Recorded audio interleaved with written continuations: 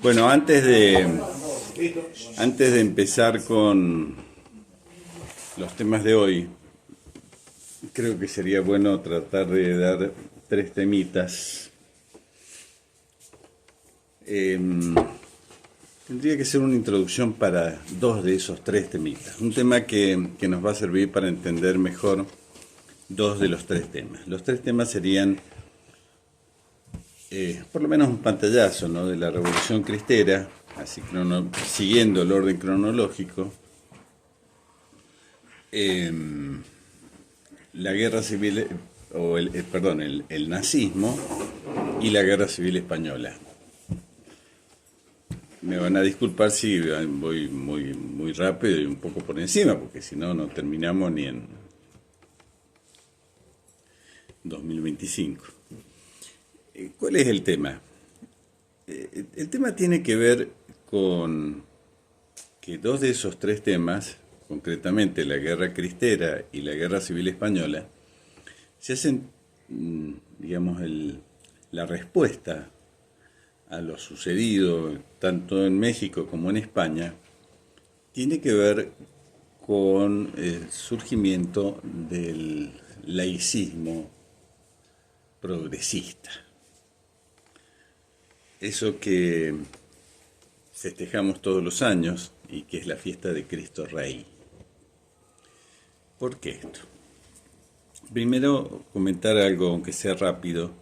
¿Cuál es el origen del progresismo religioso fundamentalmente, aunque también político?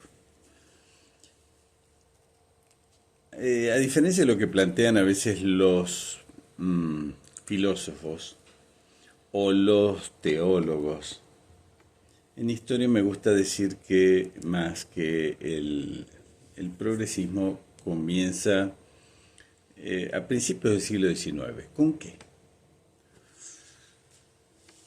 Recordarán ustedes que con la Revolución Francesa, 1789, la primera medida que toma el nuevo gobierno revolucionario es dictar la constitución civil del clero. La primera constitución no fue una constitución política, esa fue en 1791. En 1790 se dicta, antes de la nueva constitución política, la constitución civil del clero, una constitución religiosa. Se le obliga a todos los sacerdotes y religiosos a jurar esta constitución. Y es ahí cuando muchos de ellos se niegan y comienza la persecución. Recordaron ustedes la persecución de la Vendée.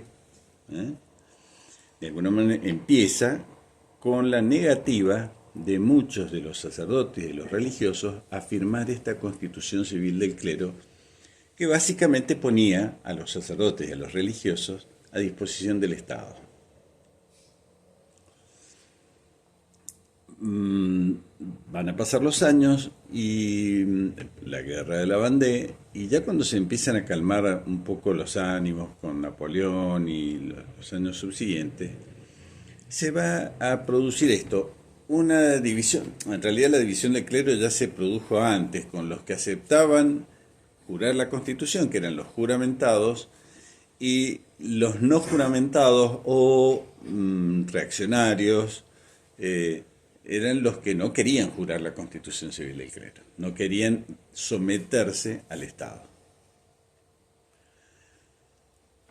Pero esta misma actitud de los juramentados se va a ir imponiendo a lo largo del tiempo, ya los primeros años del siglo XIX, con Napoleón. Primero fue bastante tajante, eran los menos, los juramentados, los más eran los reaccionarios, digamos, los no juramentados. Pero la actitud, como todo, ¿no?, se fue imponiendo de a poquito. Concretamente, ¿cuál era el tema? Y si le suena a lo que está pasando hoy en la iglesia, no va a ser mera casualidad. La iglesia tiene que adaptarse a la revolución y a la modernidad o no? Es decir, tenemos que seguir en esta actitud reaccionaria de confrontación al mundo. Y esto comienza a principios del siglo XIX, casi en la época napoleónica. Esta idea de, porque claro, Napoleón va a reforzar, si bien va a firmar un concordato con la Iglesia, ese concordato de alguna manera ponía también, mantenía, digamos, si bien le daba algunas libertades a la Iglesia, pero mantenía la sumisión de la Iglesia al Estado y a las nuevas medidas. Entonces, había que adaptarse, aceptar, dejar esta actitud reaccionaria de reacción en contra esta intromisión del poder político sobre lo religioso, o había que tratar de conversar y de mantener, porque, claro, ¿cuál era el argumento? ¿Por qué someterse? Porque había sido tan fuerte y tan importante la persecución religiosa durante los años de la Revolución, antes de la llegada de Napoleón, antes de la firma del Concordato, que si se mantenía eso, ¿qué iba a pasar? Pues no, no iba a haber sacerdotes, se iba a dejar al pueblo fiel sin pastores. Esta era la excusa para un poco arreglar con el mundo. Desde ahí en adelante, la Iglesia vivió en este tira y afloje entre la actitud reaccionaria, nosotros, y la actitud condescendiente con la modernidad, con la revolución, con el orden político por sobre lo religioso. Y es desde esa época. Sí, los teólogos dicen, no, pero la aparición de los teólogos fue hacia 1840. Bueno, está bien. Digamos, cada uno lo ve con su óptica, ¿no es cierto? Yo creo que, por lo menos históricamente, está ahí el nacimiento. ¿Eso es pre-Revolución Francesa? No. Después de la Revolución Francesa. Fue entre la Revolución Francesa y Napoleón. Napoleón llega al poder en 1803. En realidad en 1799 llega como el cónsul, y ya empieza a manejar la política. Pero esos años, entre 1789 y 1879 y 1790, esos 10 años fueron de persecución terrible, ¿no? Entonces después se va a plantear un poco el tema de cuál debe ser la postura de los católicos. Antes estaban los juramentados y los no juramentados, pero no se pensaba cambiar la tónica de la Iglesia, que la Iglesia como institución no reaccionara. Este era un poco el planteo. Bueno, después pasaron los años, esta es una discusión que era más bien intelectual, teórica, no tenía efectos muy concretos en la sociedad.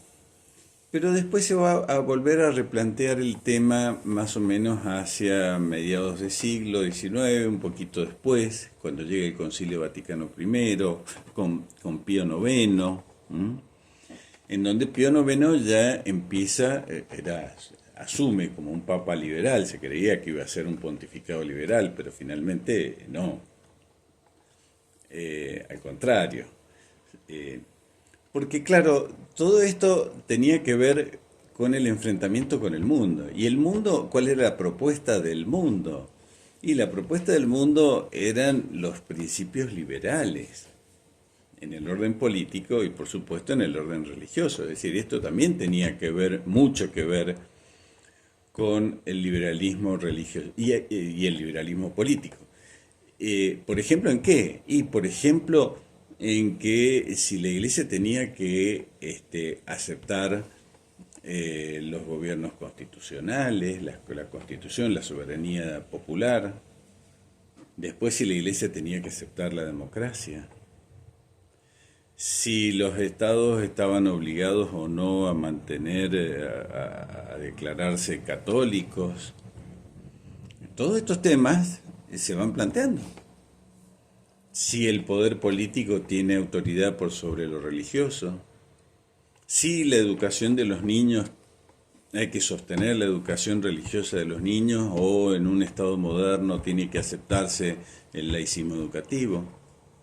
Todos estos temas se van planteando por esa tensión entre el liberalismo religioso y los reaccionarios, los conservadores, o tradicionalistas mejor. Bueno, esto va a hacer que ya desde mediados del siglo XIX surgen una serie de documentos en donde empiezan a aclarar el Silabus, por ejemplo, que fue creo que eran 81, no me acuerdo, 89, errores modernos sobre la religión, sobre la relación entre el culto católico y los estados. Y uno lo lee y es para hoy. Es para hoy. Buenísimo. Eso es del Y Pío empiezan, IX. es claro, Pío IX, sí. La cuas prima, todo eso. La cuas prima es posterior. La cuas prima ya es 1920, 21, 22. Ya es Pío XI, claro.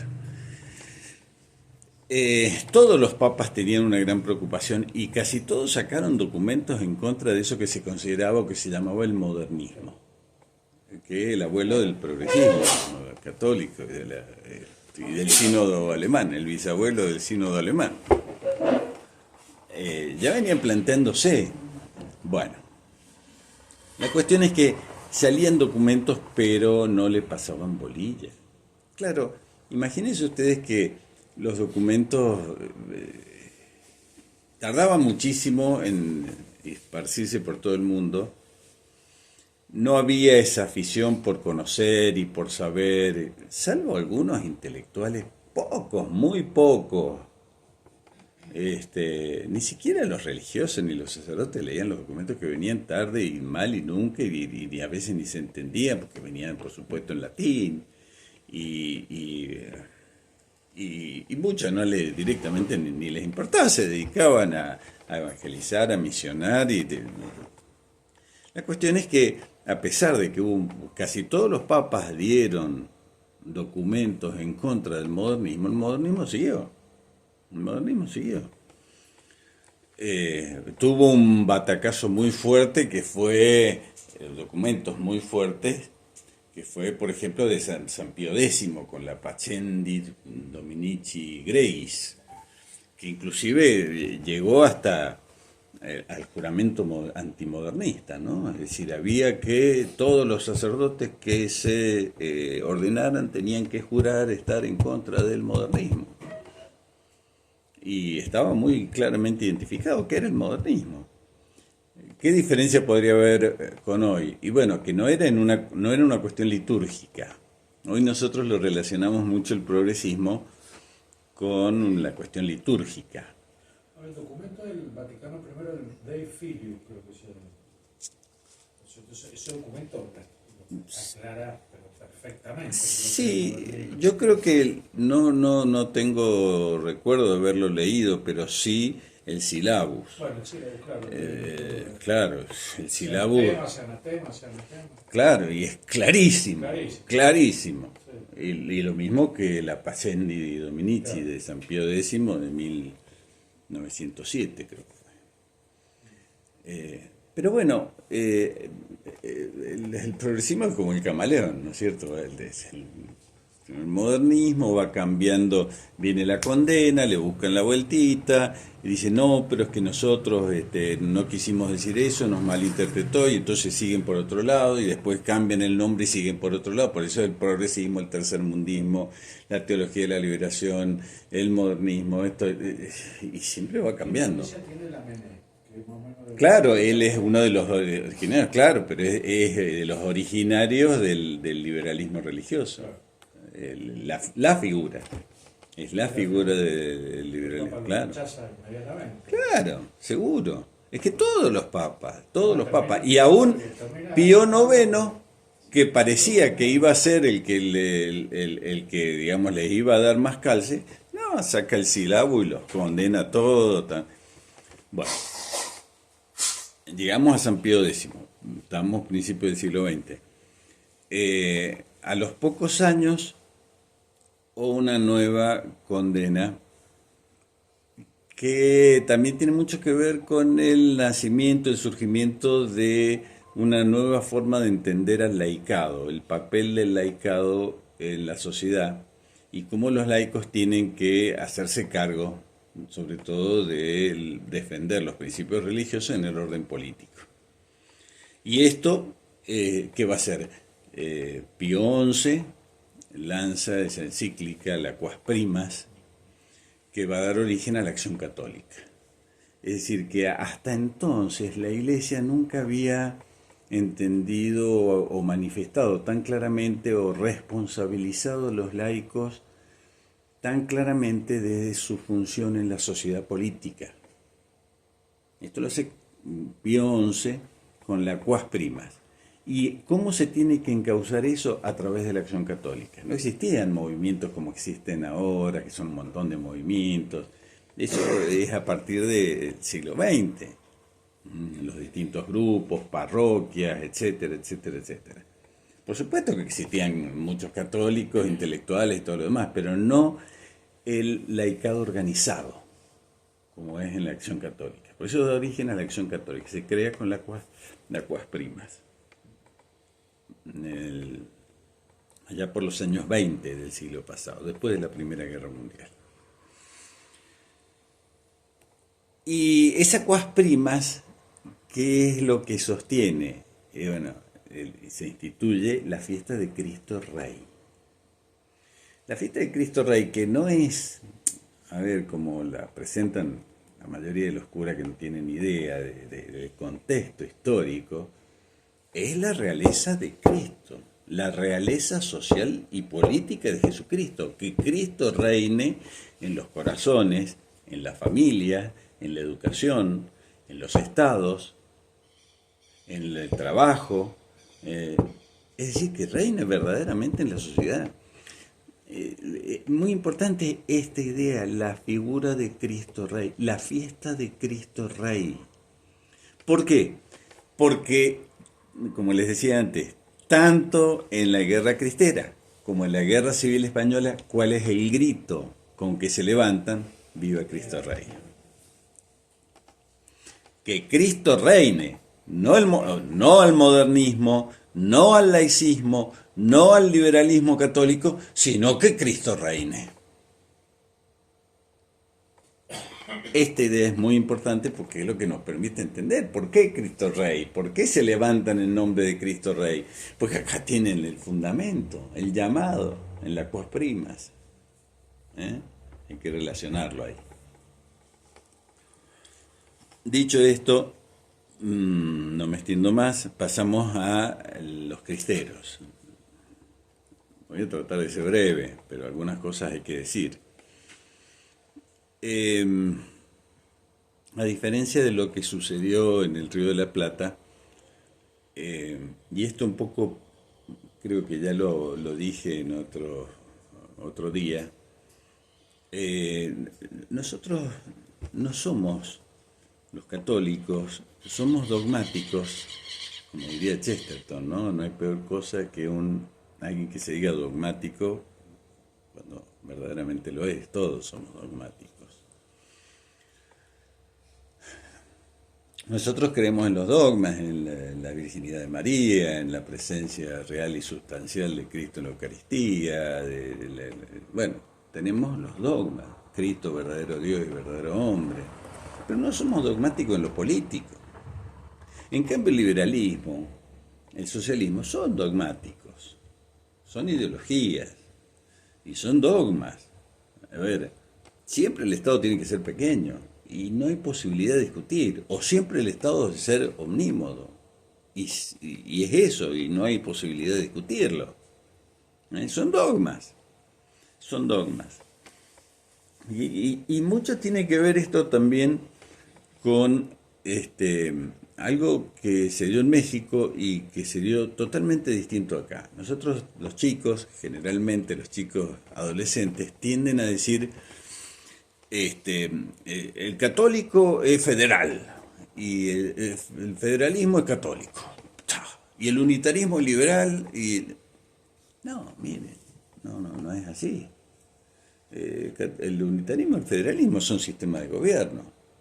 Y que lo que uno tiene que sostener como principio es que lo mejor no es ni el unitarismo ni el federalismo, sino lo que mejor le venga a la sociedad en la cual se quiere aplicar. Que a veces será el unitarismo y a veces el federalismo.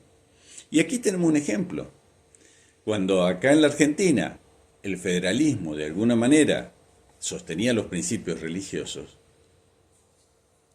y el unitarismo los principios liberales, en México era justo lo contrario. En México, lo federal iba de la mano de lo católico. Perdón, al revés, lo federal iba de la mano de lo liberal. Y lo unitario de la mano con los tradicionalistas, con los conservadores, con los católicos, eran los unitarios. ¿Y eso con qué tiene que ver? Y tiene que ver con muchas cosas, pero entre ellas la principal es la tradición del pueblo. ¿Por qué digo esto? Porque piensen ustedes que acá en el Río de la Plata, por ejemplo, si tomamos el caso de, qué sé yo, de Córdoba, Mendoza, Salta. Si había un problema, por ejemplo, Buenos Aires, había un problema en Buenos Aires. Y había, antes de 1776, creación del Virreinato del Río de la Plata, cuando había un problema y había que consultar al virrey del cual se dependía, el virrey estaba en Lima. ¿Se imaginan ustedes que tenía que ir a presentarse el problema al virrey que estaba en Lima, esperar que él se enterara de cuál era el problema, lo resolviera y después volvieran las noticias para solucionar ese problema? ¿Cuánto podía pasar? Un año. No había teléfono, no había telégrafo, así que demoraba un año. Y entonces, ¿qué sucedió? Que estos pueblos, los pueblos que hoy son la Argentina, se acostumbraron a gobernarse por sí mismos, porque tenían que resolver los problemas y no llevarlos al virrey del Perú, en Lima. No se podía esperar, había que solucionar. Tengo el problema con este grupo de indios o con lo que fuera, y lo tengo que solucionar ahora. Y entonces tenían autoridad y suficiente autonomía como para solucionarlo. Es decir, que lo tradicional que era acá, el gobierno descentralizado. En cambio, en México, si ustedes ubican México, bueno, la capital, Ciudad de México, está ahí cerca de todo. Y entonces los problemas recaían sobre el virrey, que estaba ahí. Y solucionaba los problemas. Entonces su forma tradicional de gobernarse era el unitarismo. Y el unitarismo en esa época tenía también otra ventaja. Y es que la ventaja que tenía era que era más impermeable o era más fácil que el gobernante unitario controlara los avances de las ideologías que podían foráneas, concretamente en México, los Estados Unidos. Era muy permeable la frontera, no había prácticamente frontera entre los Estados Unidos y México, por lo que las ideas, las nuevas ideas, etcétera, entraban y salían muy fácilmente. Entonces lo unitario, de alguna manera, servía en México para controlar mejor. En México van a ser muy importantes la influencia de las logias masónicas yorquinas, de York, de Nueva York, que venían de los Estados Unidos, los masones se cruzaban a México. Y bueno, se los controlaba, pero se los controlaba mientras había posibilidades reales. En la medida en que los Estados Unidos fueron expandiéndose, se hizo cada vez más difícil. Si ustedes se acuerdan, cuando vimos la primera reunión que vimos el colonialismo, recordarán ustedes que yo comenté que prácticamente toda la zona central de los Estados Unidos, de norte a sur, surge o pasa a Estados Unidos por la Guerra de Texas, 1848, el Tratado de Guadalupe Hidalgo, 1848, que directamente pierde México toda la zona central prácticamente de los Estados Unidos, centro-oeste de los Estados Unidos. Toda la zona, por ejemplo, oeste, que hoy es California, Nevada, todo eso con nombres, los nombres mismos lo dicen, ¿no? Nombres españoles. Todo eso pertenecía a México. Bueno, así como nosotros tenemos en nuestra figura, nuestro héroe máximo, que es San Martín, antes que eso, así como nosotros tenemos en mayo de 1810, y esto es una de las razones que demuestran las falsedades de la escuela liberal, ¿no? Que se presenta en mayo de 1810 como si fuera un hecho aquí de Buenos Aires, encerrado, y cuyas causas son el ansia de libertad, etcétera, etcétera, etcétera. Pero resulta que en otras ciudades americanas también se produjeron levantamientos simultáneos y de las mismas características, como fue en México. En México, prácticamente en forma simultánea con mayo de 1810 en Buenos Aires se produce un levantamiento, pero allá en México, iniciado por dos curas, el cura Hidalgo y el cura Morelos, el grito de iguana. Lo que pasa es que, bueno, ya no tuvo éxito inicial, fue más bien sofocado, pero bueno, pasó el tiempo. Y pasaron los años y así como aquí tuvimos a nuestro San Martín, allá en México tuvieron a Agustín de Iturbide.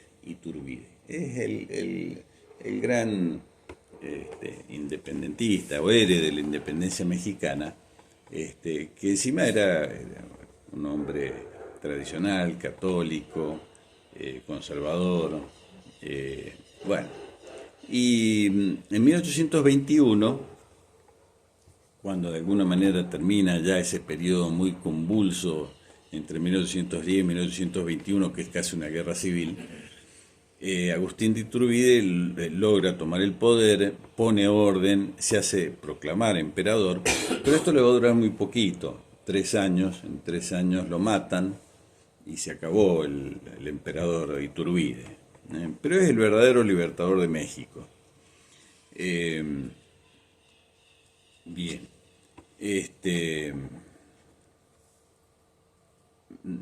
A partir de allí toman el poder los liberales, masones, y llega el gobierno así, digamos, paralelo más o menos a lo que fue Rosas acá, no paralelo ideológicamente porque era liberal, pero un liberal bastante moderado, era el mariscal Santa Anna. Un hombre, digamos, hizo más o menos un buen gobierno, pero era un hombre débil. Y era un gobierno débil, a pesar de que se hablaba del Imperio de México, ¿cierto?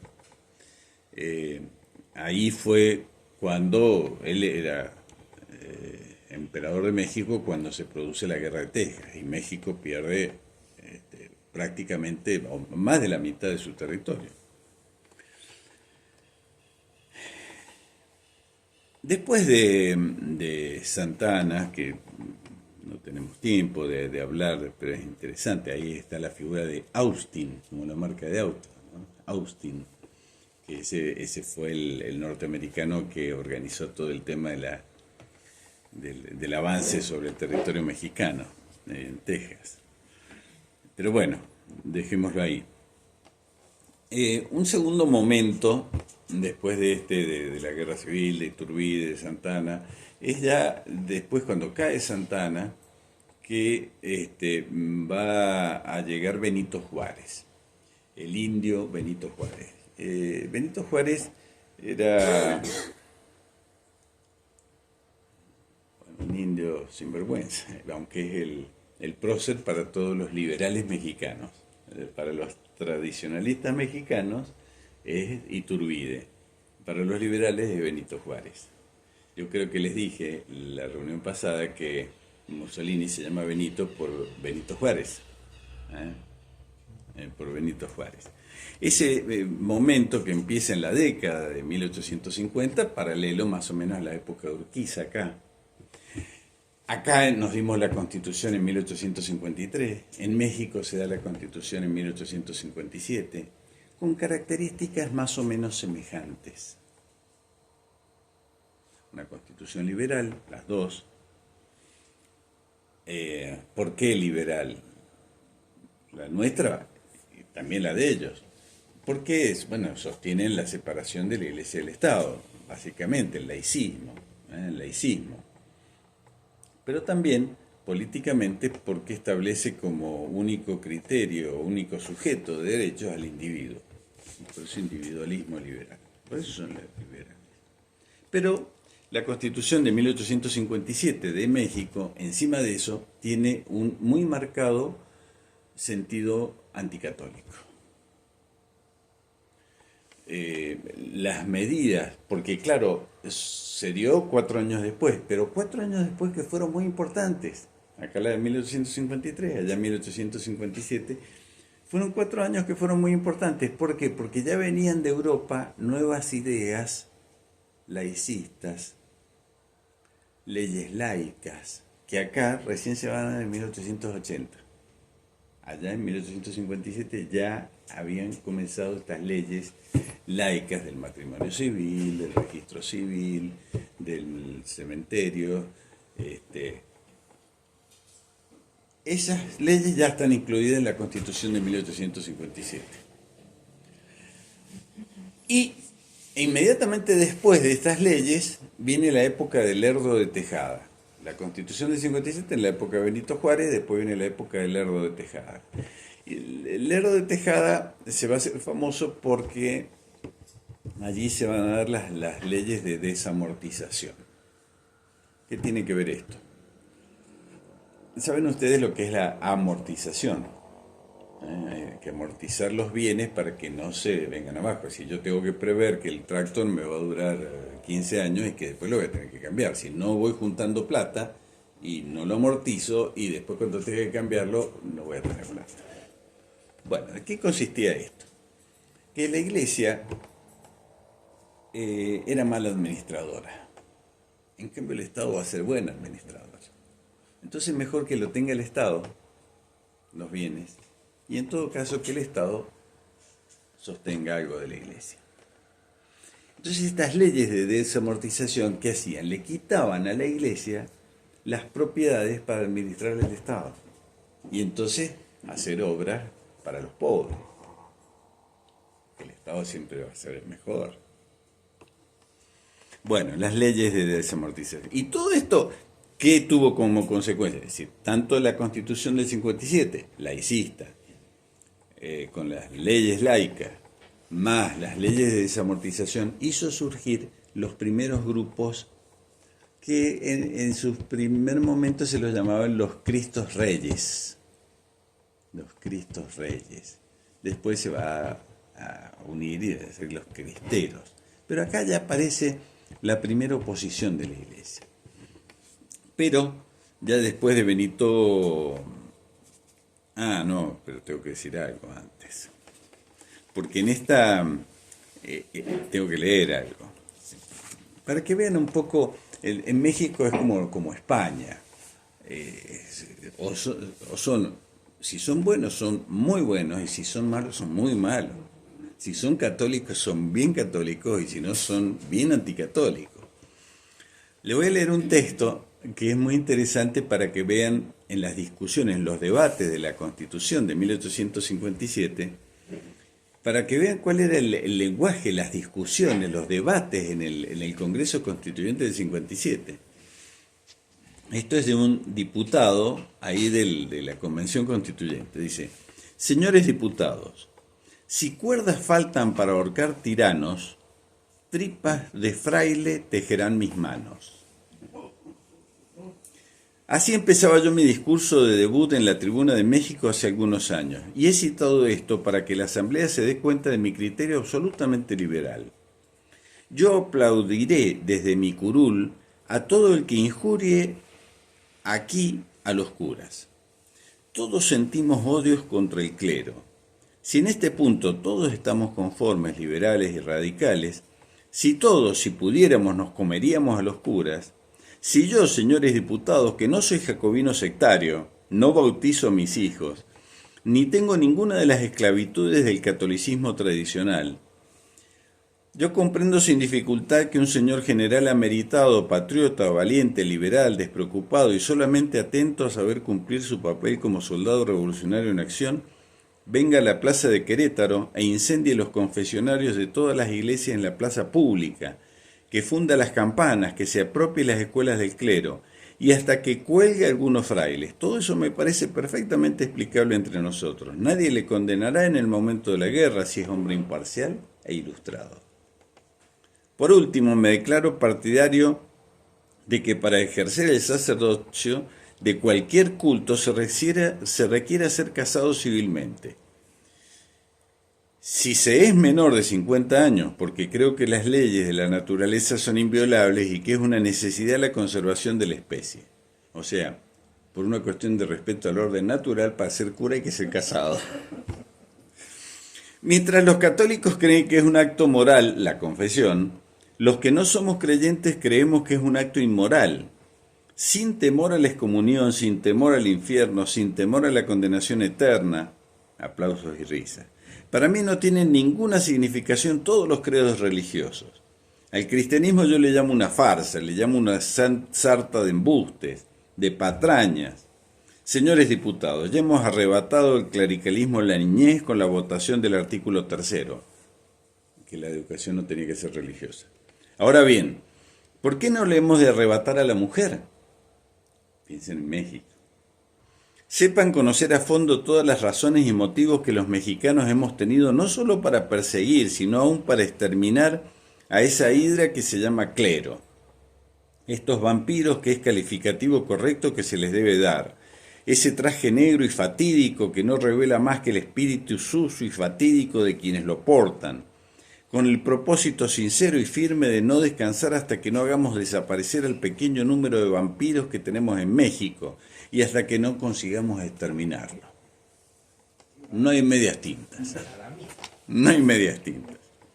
Bueno, después de se dicta la Constitución, viene la época de Lerdo de Tejada y finalmente viene Porfirio Díaz. Porfirio Díaz va a gobernar entre 1877 y 1910, también era liberal, y quiero que sepan algo, prácticamente todos estos gobernantes no solo habían ido a colegios católicos, sino que la mayoría de ellos había pasado por el seminario antes de ser gobernante. Por eso más odio a la Iglesia Católica. Perdón, ¿de qué año Porfirio? ¿Cuándo empieza? 1877 a 1910. Porfirio Díaz, si bien era liberal, pero existían las leyes antirreligiosas, existía la Constitución del 57, pero no perseguía al clero, no le tomó medidas importantes. Pero hacia 1910 vino una revolución, sí, más liberal, de Francisco Madero, con el apoyo, por supuesto, del Partido Federal y con el apoyo de los Estados Unidos, 20.000 hombres. ¿Por qué? Porque Porfirio Díaz le había entregado la concesión de los ferrocarriles a los ingleses, y no a los norteamericanos. Y los norteamericanos se enojaron, entonces prácticamente todos los gobiernos que se sucedan de aquí en adelante, sobre todo hasta la Guerra Cristera, 1926, van a ser gobiernos que suben y bajan, depende, porque suben con el apoyo de los Estados Unidos, pero en cuanto toman la primera medida que no gusta a los Estados Unidos apoyan una revolución y caen. Así fue el caso de Victoriano Huerta, Venustiano Carranza, Álvaro Obregón, Plutarco Elías Calles, Emilio Portes Gil, todos gobiernos que duraban 1 o 2 años. En cuanto tomaban alguna mínima medida que no gustaba a los Estados Unidos, entraban, apoyaban la revolución, subía el otro, duraba. Todos del mismo partido, eran del Partido Federal, eran lo más parecido a un socialismo liberal. ¿Mm? En este periodo de 1910, con toda esta sucesión de gobiernos socialistas, liberales, socioliberales, se va a dictar otra constitución.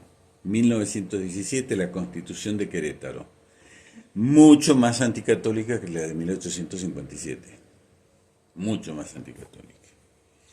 Se establece no solo la enseñanza laica, sino la prohibición de imágenes religiosas en los colegios, aún en los colegios religiosos.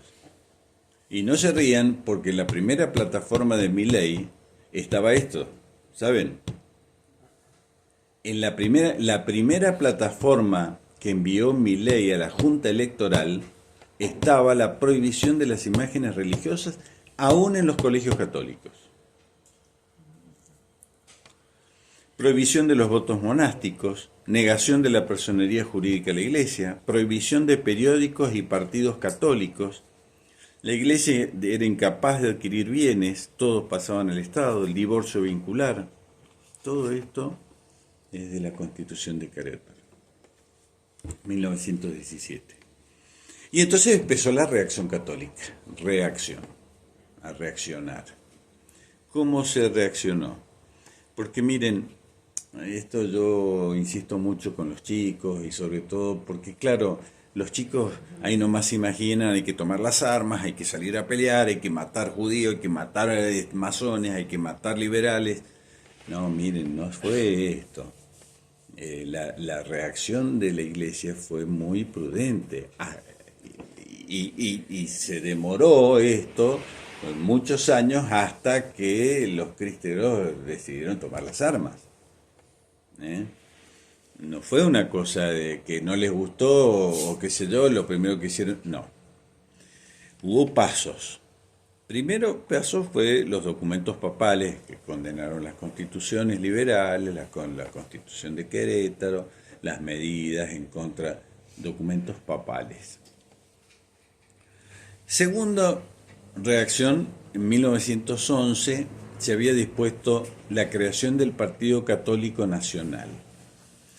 Porque claro, con todo este tema del liberalismo, muchos católicos, sobre todo los católicos que estaban, es decir, se llevó dentro de la Iglesia a un debate. ¿Cuál? ¿Era aceptable que los católicos formaran un partido político y que le pusieran por nombre católico? Eso que quizás hoy nosotros lo tenemos un poco más claro, en algunos, pero en ese momento era de debate diario, en todas partes del mundo. Era aceptable. Hoy, bueno, nosotros lo hemos tenido hace unos años, ¿no? El debate aún entre nosotros, si era lícito para un católico entrar en un partido determinado político, aunque no se llamara católico. Hemos tenido ejemplos inclusive cercanos, ¿no? Pero en ese entonces no. ¿Por qué? Porque había buena parte de la Iglesia que había asumido los principios modernistas todavía y que no se negaba a dejarlos de lado, y entonces no había que romper con el mundo, sino que había que adoptar las instituciones que el mundo proponía. Y una de esas eran los partidos políticos. Entonces, dentro de todo, los católicos reaccionaron también, algunos, formando este Partido Católico Nacional, cuyo lema fue Dios, Patria y Libertad, pero que tuvo poca vida, porque esto fue en 1911, cuando vino la Constitución de Querétaro, era prohibido a los católicos formar un partido político. Entonces, chao, se terminó. Esto motivó, bueno, entre otras cosas también, la carta apostólica de Pío XI, Paterna Sane Solicitudo, que va a condenar la vejación de los gobernantes enemigos de la Iglesia. Y la respuesta del gobierno mexicano fue la expulsión de 200 religiosos extranjeros y del delegado apostólico, y la clausura de colegios y conventos. Hubo otra carta más, 3 cartas más de Pío XI, cartas también del episcopado mexicano, todos reclamando al gobierno político de México por las persecuciones, las vejaciones, por la persecución, etc. En 1925, esto es respecto de los documentos de la iglesia. Pero todavía no había mártires, ¿no? No. Sí, había mártires, porque hubo persecución y hubo matanzas, pero eran de los Cristos Reyes, en la época después de Lerdo de Tejada, pero bueno, fueron casos más bien aislados. Todavía no estaba el levantamiento católico, eso va a ser en 1926. En 1925 se va a crear la Liga Nacional Defensora de la Libertad Religiosa. La Liga le llamaban, la Liga. Que va a proponer una serie de medidas interesantes para oponerse al gobierno. Entre ellas, por ejemplo, el boicot comercial. Los comercios que te adherían a la Iglesia Católica ponían una inscripción o ponían nosotros diríamos como una calcomanía, entonces los católicos compraban solamente en esos comercios y no en el resto de los comercios. Se juntaron firmas, se presentaron más de 2 millones de firmas ante el Congreso mexicano.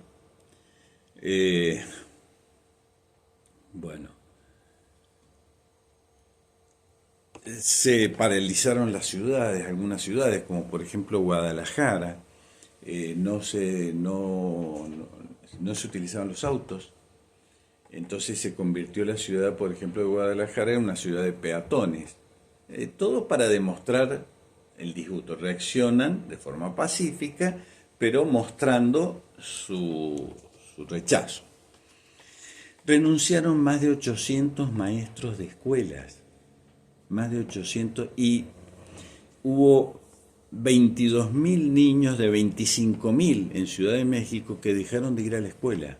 Todo esto mostrando el rechazo a las medidas. Otras ciudades tomaron otras medidas, como por ejemplo dejaron de consumir energía eléctrica, lo cual, yo no sé ahora, lo sabrás mejor vos, Juan, pero produjo un colapso del sistema eléctrico porque de golpe nadie consumía energía.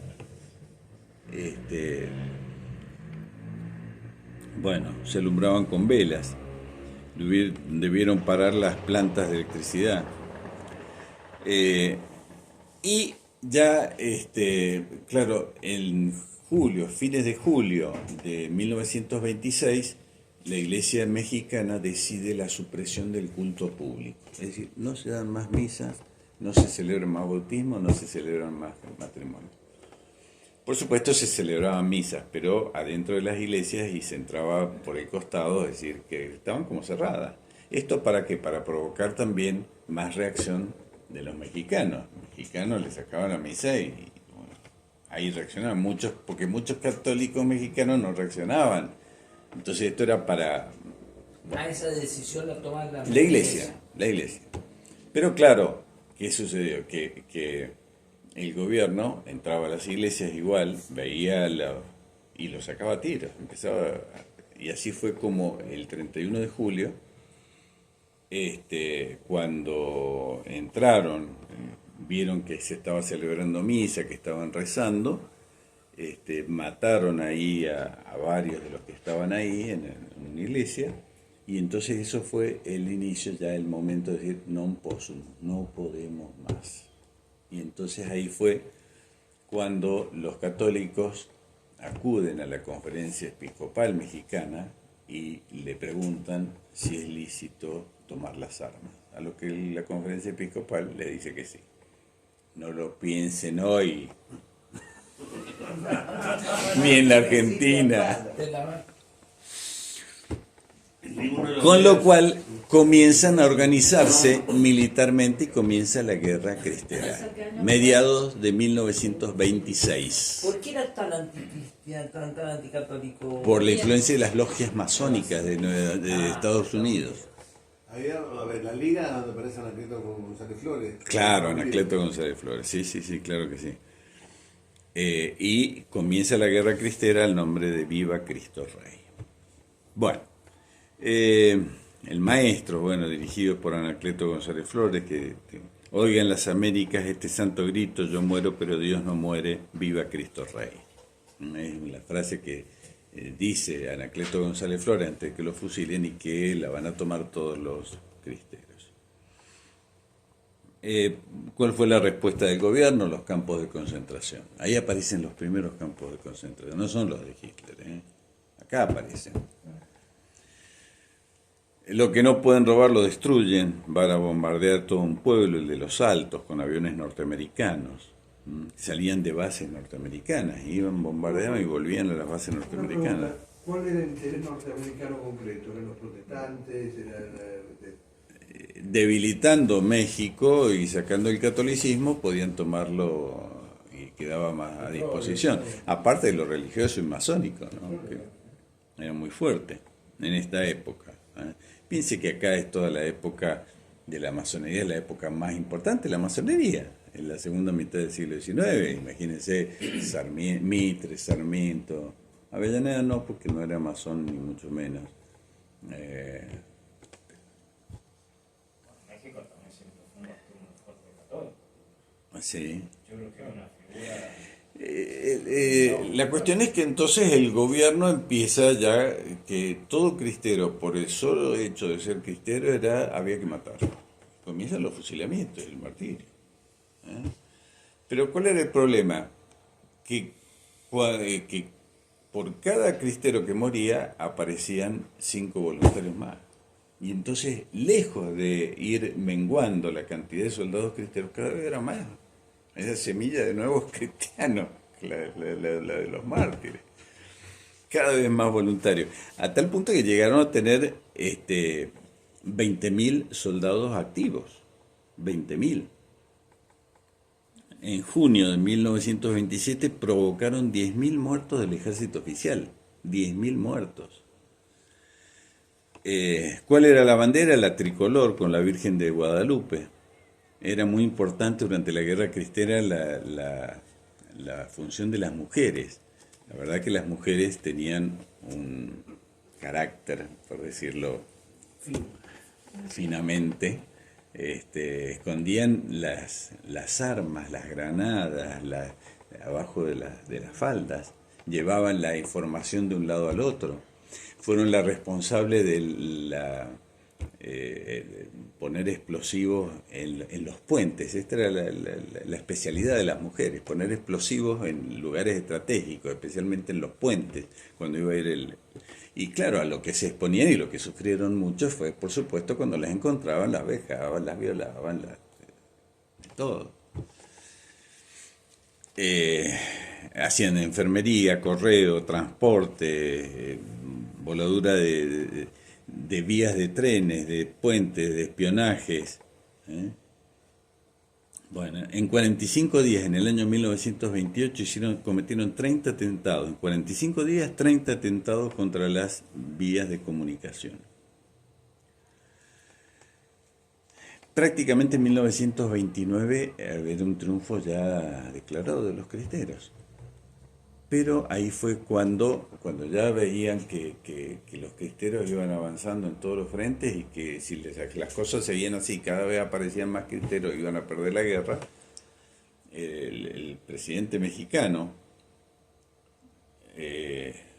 Porte Gil, se va a reunir, y también Calle, se reúnen con el embajador norteamericano, Morrow, y entonces empiezan a ver, dicen, no podemos vencerlo, entonces tratemos de a ver qué podemos hacer. Y entonces van a buscar a 2 obispos, es decir, era un obispo y un monseñor, un vicario, era Monseñor Pascual Díaz y Ruiz Flores. Y entonces los convencen de que en un acuerdo secreto, firmaron un acuerdo secreto, por el cual el gobierno mexicano les ofrecía a los cristeros que entregaran las armas y el gobierno mexicano se comprometía a no perseguir más a los cristianos. Claro, Monseñor Pascual Díaz lleva esto a Roma, al Papa. El Papa dice, bueno, es la solución al problema cristero. Y entonces el Papa decide, Pío XI en ese entonces, decide, bueno, firmar, aceptar que se firme este pacto. Y bueno, se hace público y los cristianos no tienen otra que obedecer. Y empiezan a entregar las armas. Antes de eso tenían el apoyo de los obispos. Sí, es que la mayoría de los otros obispos ni siquiera se enteró de esto. Claro, fue una cosa de esos dos obispos. ¿No? Claro. Y estos dos van con la noticia de Roma y el Papa cree que es la solución. La cuestión es que, bueno, empiezan a entregar las armas y a medida que van entregando las armas, sobre todo los jefes, comienzan a fusilarlos. El gobierno no cumple. No cumple. Tanto es así que murieron más jefes cristeros después de entregar las armas que durante la guerra. Más jefes, no cristeros. O sea, no en general, de cualquiera, los laicos, cristeros, sino jefes cristeros. Murieron más jefes cristeros después de la entrega de las armas que durante la guerra. ¿Sabían que iban a la muerte? Sí sabían. Pero había que obedecer a Roma. Y los dos Igual que obispos que nosotros, hicieron. que obedecemos a Roma con- Nada. Los dos obispos, por supuesto, después se arrepintieron y le hacen una entrevista a Pascual Díaz y él se pone a llorar. Y el Papa, después, cuando se entera de esto, también totalmente afligido, había sido traicionado. Pero bueno, son de esas medidas que... La guerra cristera siguió porque algunos volvieron a levantarse, pero ya con muy poca fuerza, no estaba el apoyo de la iglesia, se había firmado, se suponía que iba a ser un tiempito, que sí, que mataban a algunos, pero que después se acababa. No, mentira, ahí nace el Partido Revolucionario Institucional, que así se llamaba, el PRI. El PRI va a gobernar México como partido único hasta Fox, la época de Menem acá. La época de Menem, partido único. Y no podían, en toda esta época, no podían andar, por ejemplo, los sacerdotes con sotana, ni con hábito religioso. Ahí fue cuando el Papa Juan Pablo II fue a Ciudad de México y todos decían, ¿se va a animar a entrar en México con el traje religioso? Bueno, Papa Juan Pablo II entró igual. Hasta ahora. Claro, bueno, el PRI es el que gobierna, creo que ahora le han cambiado el nombre, pero es exactamente el mismo, la misma gente, la misma orientación política que es de López Obrador. AMLO. El mismo. Punto se restableció desde que... Sí, con Fox sobre todo.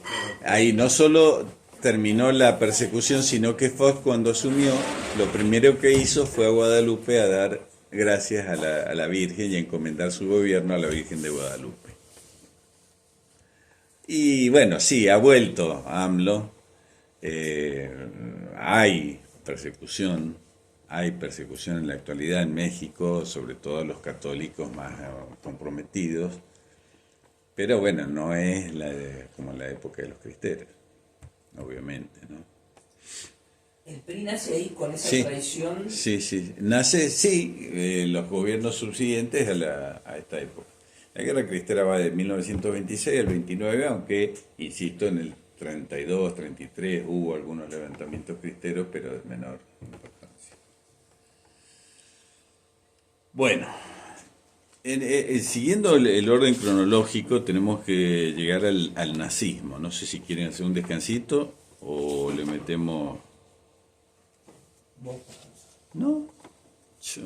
vos de vos sos el manda es el mejor. No, si están muy cansados, descansamos acá. Nosotros para nada. Más que vos no querés. ¿Querés? No tengo problema.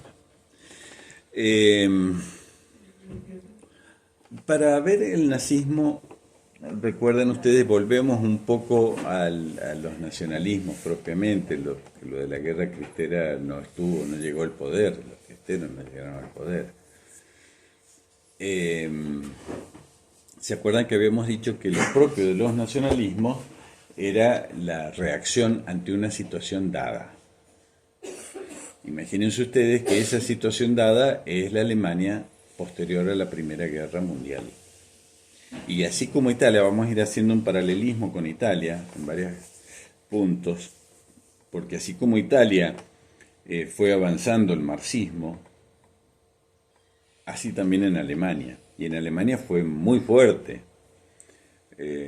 con el grupo Espartaco, con Rosa Luxemburgo, figuras del Espartaco, un movimiento político, Rosa Luxemburgo, una mujer, que fueron cabezas de todo el movimiento marxista en Alemania, muy fuerte, y paralelo también al nacionalismo que también va a ir surgiendo en la época de la posguerra, por la humillación a la cual había sido llevada Alemania.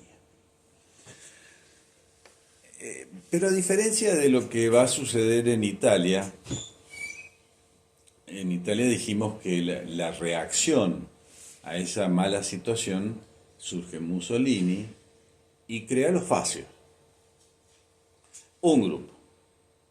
En cambio en Alemania surgieron muchos grupos, quizás porque la situación era más grave o porque los alemanes sufrieron más quizás. Italia dentro de todo estaba entre los vencedores. Entonces surgieron varios grupos de reacción contra lo que se estaba viviendo en Alemania. Claro, y al surgir varios grupos estaban más debilitados esa reacción. En cambio, en Italia se concentró esa reacción en los fascios. Uno de esos grupos va a ser comandado por Hitler. ¿Quién era Hitler? Bueno, Hitler había nacido en Austria, en la frontera entre Austria y Alemania, pero del lado austríaco, en un pueblito llamado Braunau. Ahí en la frontera entre Alemania y Austria, pero del lado austríaco. Al parecer, bueno, sus padres eran una familia católica, fue bautizado, fue monaguillo y también hasta perteneció al coro de la iglesia de Braunau. Algunos dicen que la esvástica la saca la idea de la forma que tenía la cruz en la parroquia de Braunau, que era esa forma como la esvástica. Un poquito diferente, porque era más o menos así.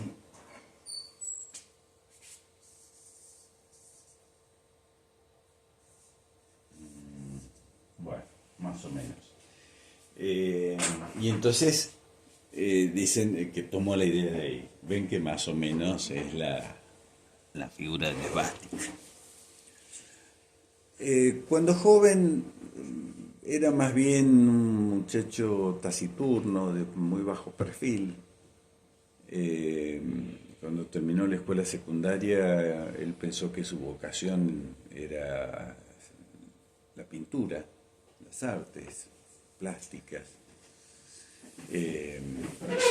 Se conservan todavía algunas pinturas de Hitler, pero no tuvo ningún éxito.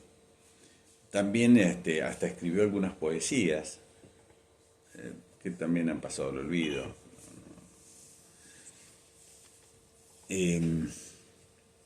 Y a tal punto fue esto que, claro, imagínense ustedes que él era austríaco.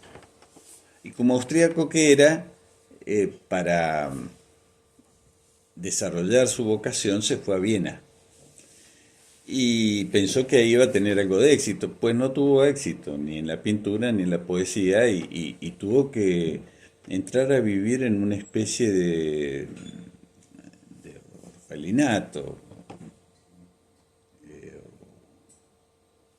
bueno, en una casa ahí comunitaria, y en esto estaba cuando viene la Primera Guerra Mundial, comienza la Primera Guerra Mundial, y esto fue como que le cambió la vida.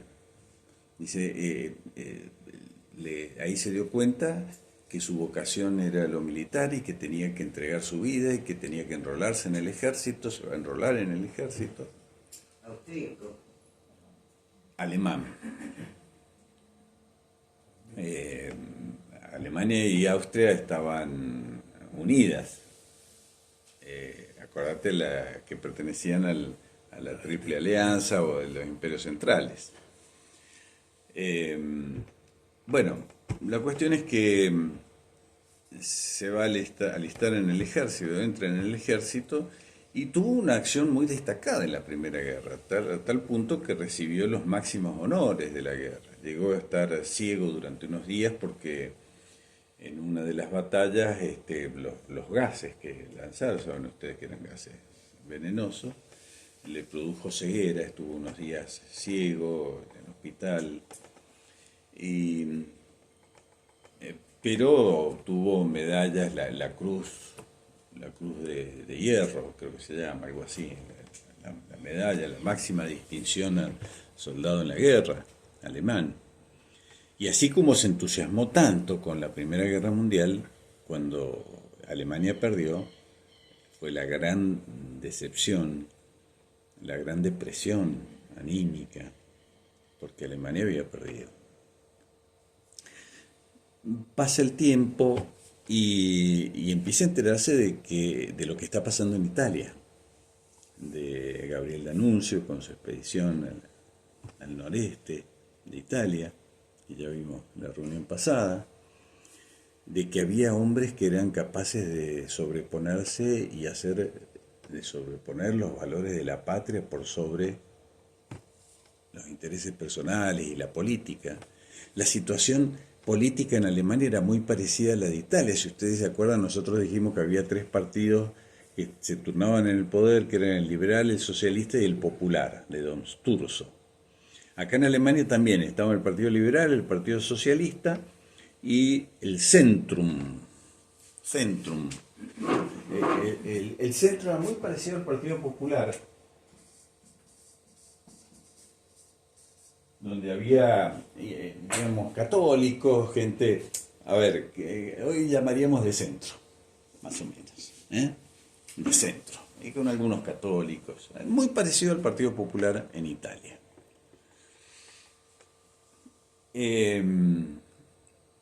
Y que también se turnaban el poder, pero no hacían nada por Alemania, como no hacían nada por Italia. Y frente a esto, Hitler empieza a enterarse de qué está haciendo Mussolini. Piensen ustedes que Mussolini llega en 1922 y bueno, Hitler decide formar este grupo de reacción al modo del fascismo italiano. Primero Mussolini, después Hitler. Pero claro, en Alemania no era un grupo, eran varios, y mucho más debilitados, con mucho menos fuerza. Y deciden dar un golpe, así como había sido la marcha sobre Roma del grupo de los fascistas. Acá era el putsch de la cervecería, putsch, golpe, el golpe de la cervecería. ¿Por qué el putsch de la cervecería? Porque claro, en Alemania la cervecería, la cerveza. Y entonces, ¿dónde se iban a reunir? ¿Dónde era el lugar de concentración de las distintas fuerzas para ir a dar el golpe? En una cervecería. El golpe de la cervecería. Bueno, la cuestión es que se juntan ahí un grupo bastante considerable de gente para protestar contra el gobierno y contra los políticos. Hay una represión, hay tiros y Hitler desaparece. Algunos pensaron que lo habían matado en esos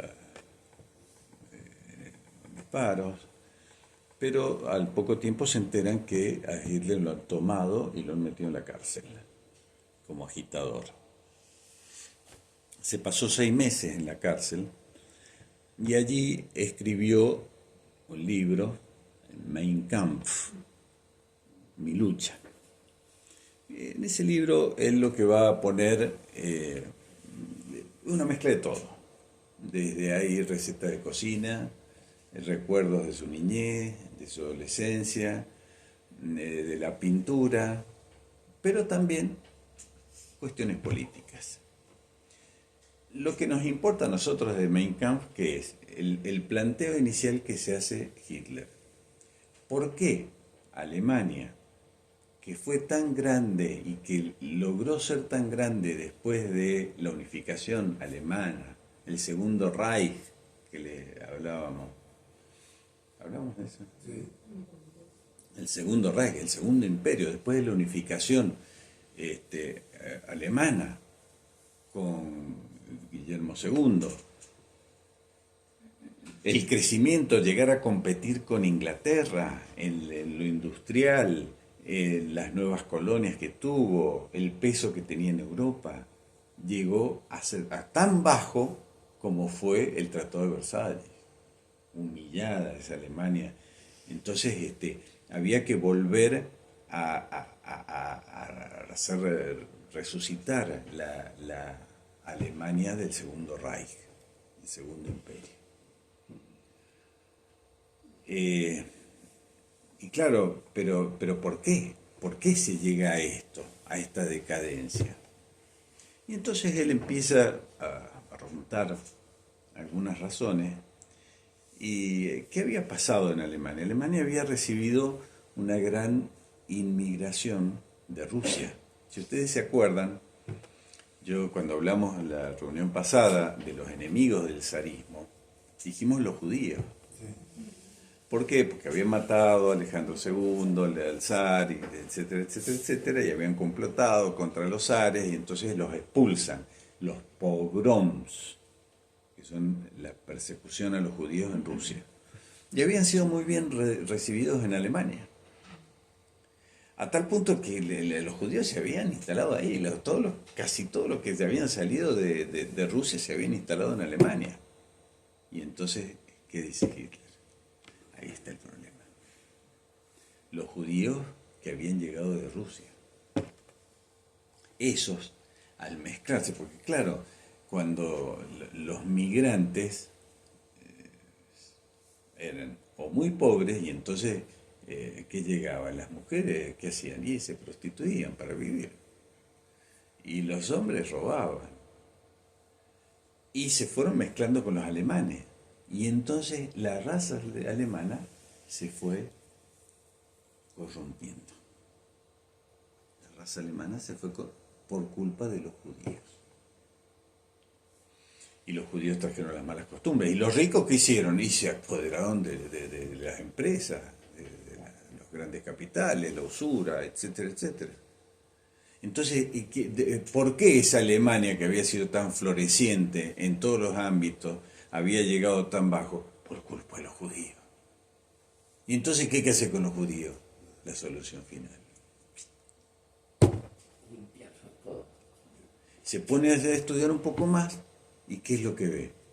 Marx tiene antecedentes judíos, antepasados judíos. Cuadra todo. Cuadra todo. A diferencia de Mussolini, Mussolini fue marxista. Hitler no. Nunca fue marxista.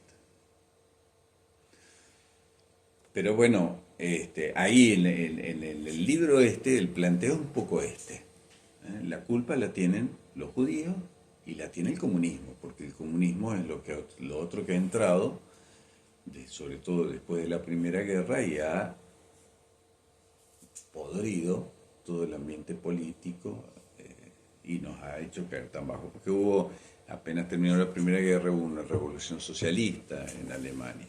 Y aparte, bueno, los marxistas con Rosa Luxemburgo, con los espartacos, etc., los espartaquistas. Bueno, la cuestión es que dice, bueno, está bien, estos son los enemigos de Alemania. Y esto, bien claro. ¿Cuáles son los enemigos de Alemania?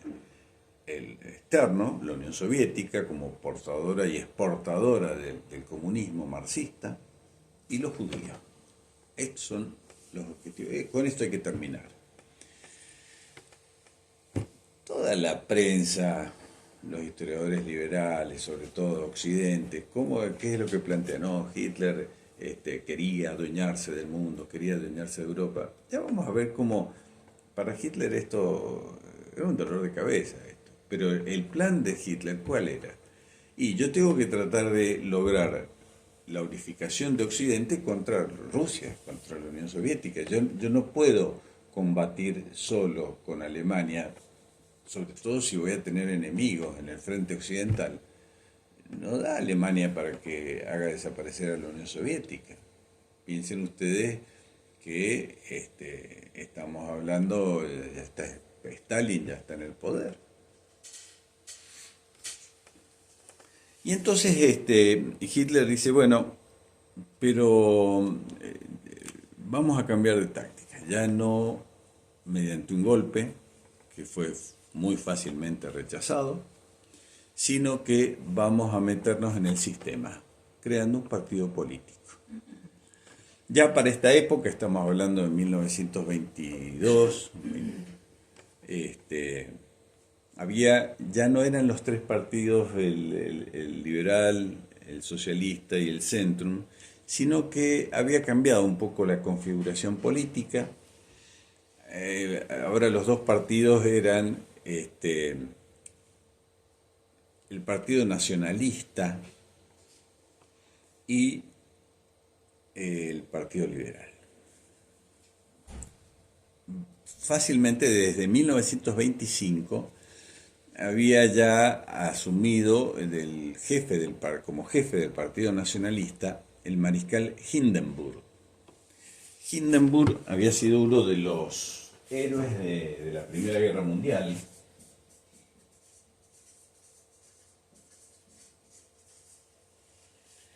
Jefe del Partido Nacionalista alemán.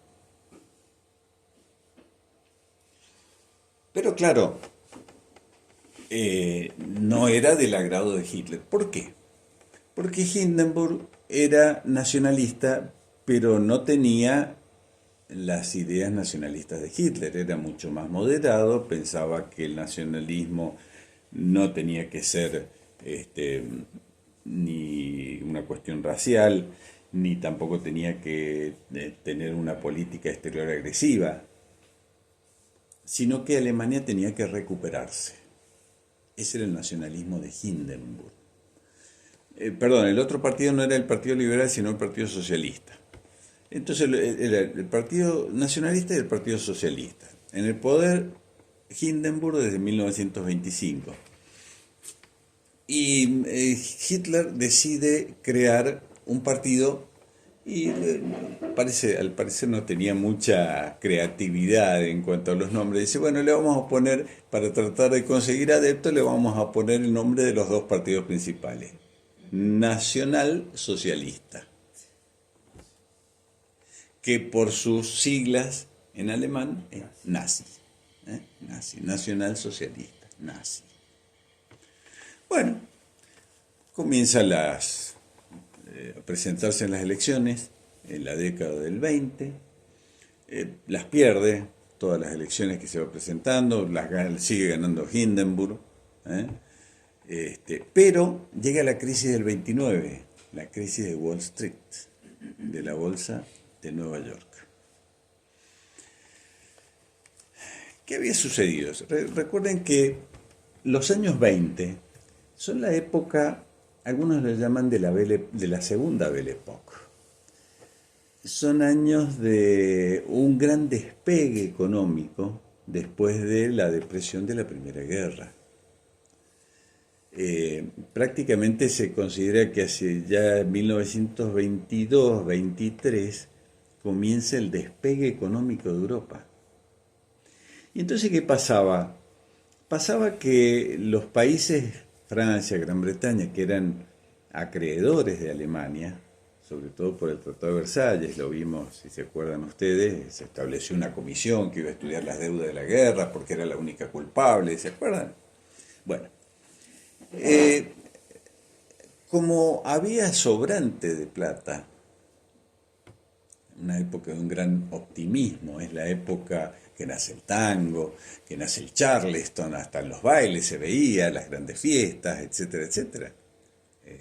La segunda, los felices años 20, es la época acá de Marcelo Torcuato de Alvear, de la construcción de los grandes palacetes. Había un optimismo, un optimismo distinto de la primera Belle Époque.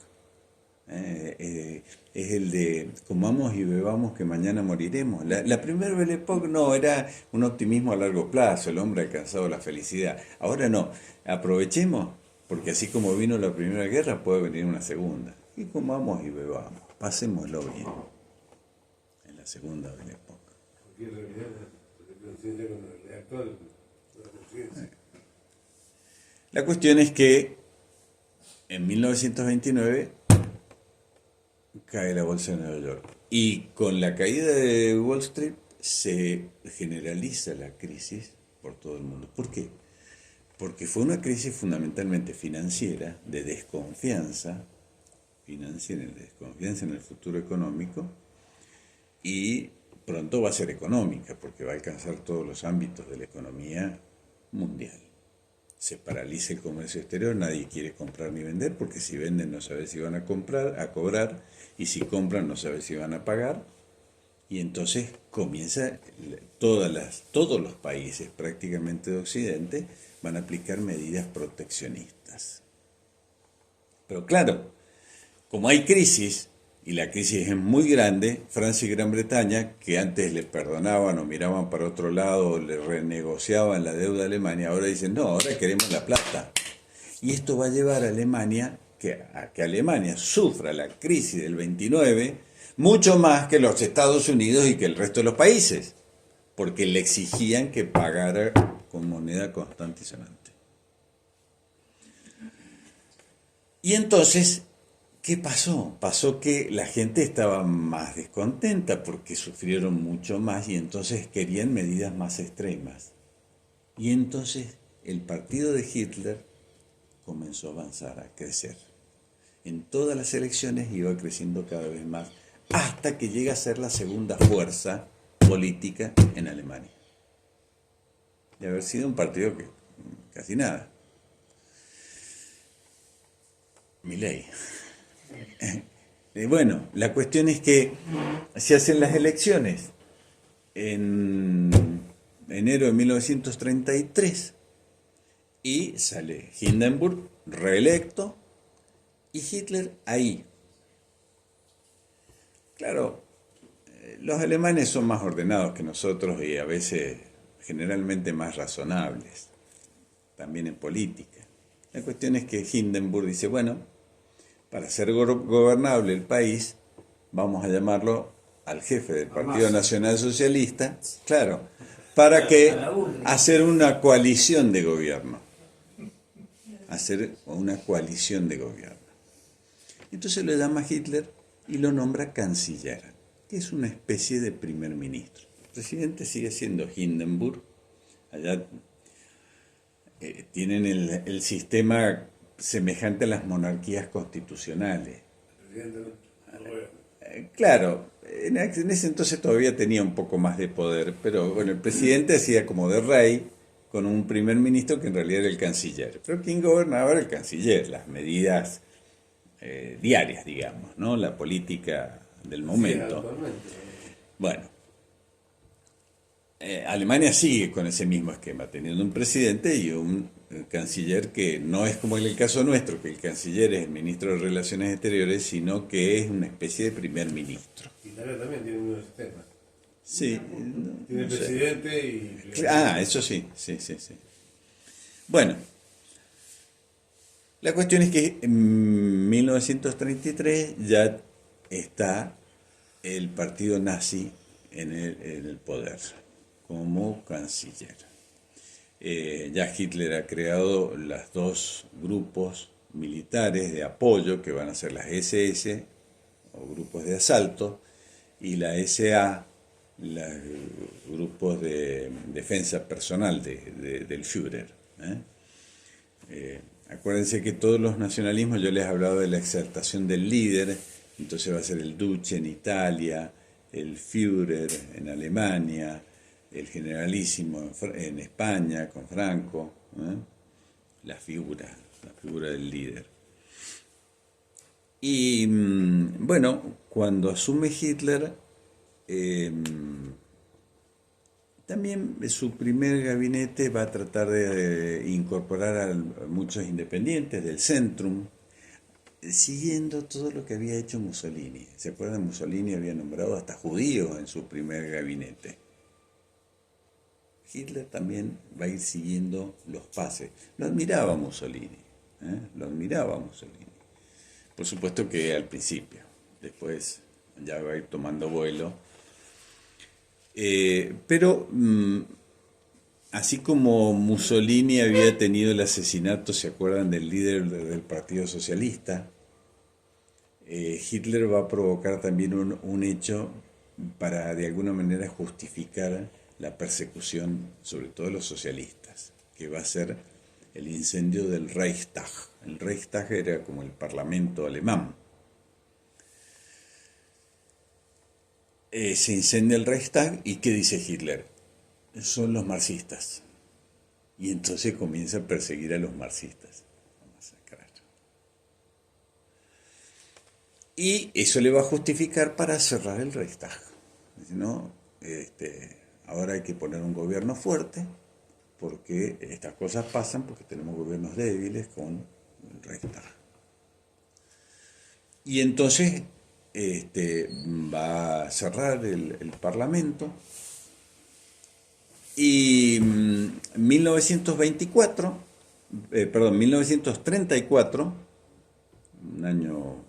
al año siguiente que había asumido, se muere Hindenburg. Y entonces Hitler dice, bueno, desde ahora yo soy presidente y canciller. Suma los dos poderes. Partido único.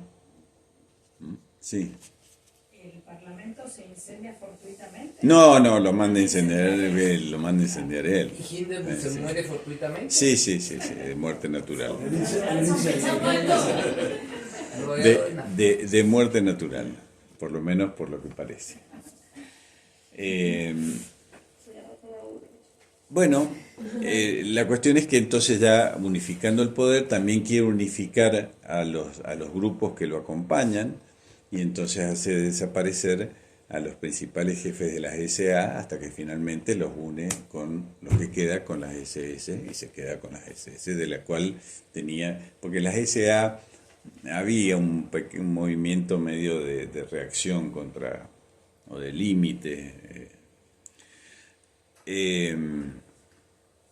Las medidas que va a tomar van a ser también a nivel económico, por ejemplo, muy parecidas a las de Mussolini, siempre la imagen de Mussolini, ¿no? Es decir, en llegar a acuerdos con los empresarios lo van a apoyar a Hitler, lo apoyan fundamentalmente porque es la única opción. Los liberales están de capa caída, si no es el nazismo va a ser el socialismo. Lo van a apoyar, va a hacer mucha obra pública, al igual que Mussolini. Las grandes carreteras, las primeras autopistas europeas son hechas por Hitler. Va a crear... ¿Cómo? ¿Cómo sale de la crisis? No pagando, rompiendo con todos los organismos internacionales. No paga más la deuda. Claro, ¿eso qué significó? Significó que le cerraron el comercio. Pero no le fue mal, porque inmediatamente Alemania empezó a tener su industria propia. Y entonces, de esa crisis, ¿cómo se salió? Con trabajo, con el apoyo de los empresarios que le daban la plata. Él creaba las industrias, él creó, por ejemplo, la Volkswagen. El Volkswagen es el auto del pueblo, fue creado por el gobierno de Hitler para hacer un auto barato. Y tenían carbón, creo, ¿no es cierto? Sí. Y entonces la recuperación entre la industria armamentística, que ya Hitler desde que asume empieza a darle manija a la industria armamentística, la industria del automóvil, la industria de la construcción, la industria de las autopistas, las rutas, etcétera, etcétera, pone en movimiento la economía alemana. Más no pagar la deuda externa, empieza muy rápidamente a crecer económicamente. Y bueno, y en esto Eso llega... un estado de euforia también en los alemanes, ¿no es cierto? Sí, claro. La deuda externa era gran parte por la deuda por la guerra, ¿no? Sí, esa era la guerra. Esa era. Era injusta también. Y era porque lo consideraban culpable de la Primera Guerra y entonces tenía que pagar los gastos de la guerra. Al ser el único culpable tenía que pagar los gastos de la guerra, que eso era deuda externa. Bien, y así como en el fascismo llegamos hasta un punto y dijimos, lo otro que sigue es la Segunda Guerra, volvemos a retomar a Hitler cuando empecemos la Segunda Guerra.